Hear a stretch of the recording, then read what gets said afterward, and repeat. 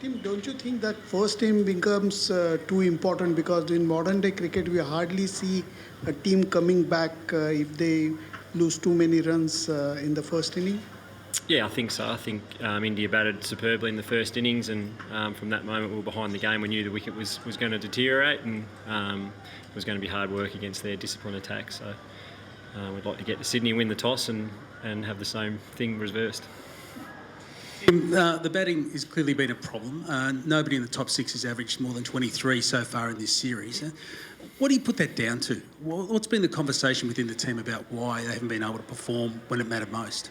Oh, I think it's inexperience, it's pressure, it's India's bowling attack are as good as probably most of these guys have ever faced. So, I think it's pretty clear if you take two or three of the best players out of anyone's lineup around the world, you're going to struggle a little bit at times and you're going to have inconsistent performances, and that's what we're seeing. I thought in Perth, on a really tough wicket, our top six dug in and had a real crack.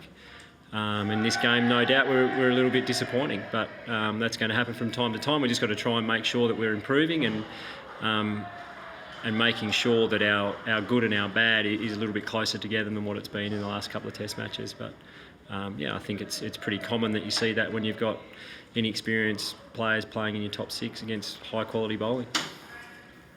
Tim, the first couple of tests, the game moved a little bit quicker than it did in this one with a different surface out here. Do you think the need for consistent and methodical cricket over a period of time did, I suppose, expose a bit of what you were talking about there in terms of inexperience and I suppose missing players? I think the wicket was always going to be a bit of a grind. It was going to be slow, and at times that can expose a bit of a gap between sides, but I just think you have to give India the credit. They won the toss, they batted really well, kept us out there for 2 days, and after that, as I said, we were behind the eight ball, and it's pretty hard to come back from that. I just think it was plain and simply we were just outplayed, and India deserved to win this test. Just in regard, you mentioned missing Steve and Dave in particular, I suppose. What's happened so far in this series? Obviously, there was a lot of noise this week about interviews and whatever happening. Yeah, well, there was. But do you think that the series has kind of clarified that whatever work needs to be done between then and now in terms of reintegrating, the bottom line is you just need them in terms of their batting quality? Well, I think that's pretty clear. I think if you took Pujara and Virat out of India's side, I think you'd have the same conversation. If you've got world-class players that aren't in your team, are they going to add to our team? I think they will. So, whilst at the moment it's challenging and everyone's frustrated, it is what it is, and everyone's working as hard as they possibly can, and we're getting guys that are getting experience to high pressure situations in Test cricket and learning on the job. And as I said, at times you're going to get inconsistency from guys that are in that situation. The silver lining is that we have got world-class players that are available soon to come back into this side, and clearly when they do, it'll make a huge difference. Tim, are there any additions to the squad for Sydney, and do you anticipate changes to the 11? So Marnus has been added to the squad, so he'll come with us to Sydney, and we'll get up to Sydney, have a look at the conditions. We think it from what we're hearing, it will probably spin quite a bit. So once we see that for ourselves, you try and think about the best combination to win that test, and that's the goal for us, is to get up there and win the series, win the test, and draw the series. Do you have any early thoughts about the batting order? There's been a bit of talk about Aaron Finch from the start of the series about whether he'd be better suited in the middle order. You resisted that in Perth, but is that something that you might look at again now? Oh yeah, I think there'll be a lot of things on the table in the next day or two, and of course I've got some thoughts on what I think, but I think I'll share that with JL and a few other guys before I share it here. But as I said, we think we've got the best group of players available to us at the moment, and we'll pick the best combination out of that group that we think will win this last test. Do you think the confidence thing of Australian batsmen, we talk about the frontline batsmen are not confident enough? They're getting started, but they're not able to something that they get. I think, they would like to be scoring a few more runs, but at the same time, I think what we've seen is guys are getting starts. So I think they're seeing that they're good enough at this level. It's just probably a little bit of a mind thing where a couple of them need a big score to really truly believe that they belong at Test level and can succeed at Test level. And the other part of it is that India's attack, their pace bowling in particular, has been incredibly disciplined and has worn guys down. So I think that's also a factor why we're having a lot of starts, because they are just bowling really, really well, and they're making it really hard to score, and they grind you down and force you into making a mistake. And when you make a mistake, you're out. So there's a little bit from our side. You've also got to give them a huge amount of credit for the way they've been bowling as a group in this series and for probably the last 12 months. Do you think there's a dearth of talent, batting talent in Australia right now? And one more thing, we have Handform in the squad, and he goes and plays big bash.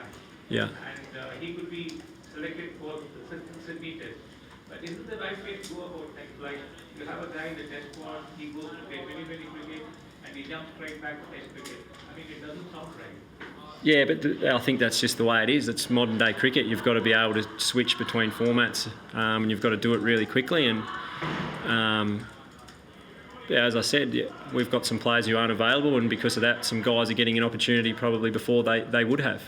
But again, at the same time, there's been a hell of a lot of talk about our batting and our top six. But as I think you're seeing, if we can get Virat and Pujara out, there's some holes in the opposition's batting as well. So we've just got to be able to score enough runs to give our bowling attack a chance to line them up. And there's a little.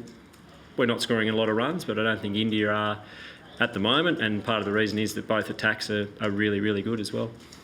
Mitch Marsh has come under, I guess a lot of scrutiny, as he does, but particularly the way he went out yesterday. Do you still stick with him and expect him to be there in Sydney, or is he a player that could drop out? Yeah, well, he's coming to Sydney. And as I said, we'll get to Sydney and have a look at the wicket, and that will have a huge factor in what combination of that first 11 looks like going into the next test. But until we get up there, we can't really answer that. But as we've said all along, we know Mitch at his best can offer a lot to Australian cricket. We just need to make sure that he's at his best more often than not, and like the rest of us, that the gap between his best and his worst gets smaller all the time. Tim, you played a Shield game at the SCG this season already. What did you make of the pitch there? Yeah, it was pretty dry. There was quite a few runs scored, I think, from memory, and it was a draw, but we had a rained out day. But from what I'm hearing, it's probably going to be pretty dry, and will spin quite a bit, I'd imagine, a bit like the old SCG used to be. So we'll see when we get up there. There's been a lot of talk about the batting depth and what sort of problems have led to this point. Do you get a sense that the bigger picture, the system is broken, whether it's devaluing the Shield or the fact that the Shield goes on break for the Big Bash? Again, it's out of our control, isn't it? So as players, our job is to play cricket and turn up where we're supposed to turn up. We don't do the programming, and we can't help it at this stage. I think we're having conversations with the ACA about how we could potentially do it better down the track, and then Cricket Australia and the ACA will work through that. But at the moment, you can't use change of format as an excuse. We're not playing well enough under pressure when it matters, and that's a fact. Whether it's 2020, whether it's one-day cricket, or whether it's Test cricket, it's happening through all three formats at the moment. And just in terms of the quicks, how sore are they now, and are you quite confident they'll all be playing in Sydney? Yeah, I think physically they're all fine. So they'll come up to Sydney, and again we'll have a look at the conditions before we name our 11. But there's no problems with any of them at this stage. Last question, Dan. Were the interviews you touched on a moment ago, were they a distraction at all? I mean, did they have any effect on the group? Not that I noticed. Obviously, that we didn't have them on. We were in the change rooms or eating lunch, so I'm sure guys went home that night and listened to them and had their own thoughts on it, but it certainly wasn't discussed during play.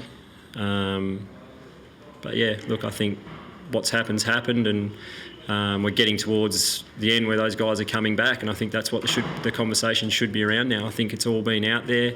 People have had their say, and the guys have nearly finished their bans and done their time. So I think it's time we started focusing on the fact that they're coming back, and from that there's some real positives.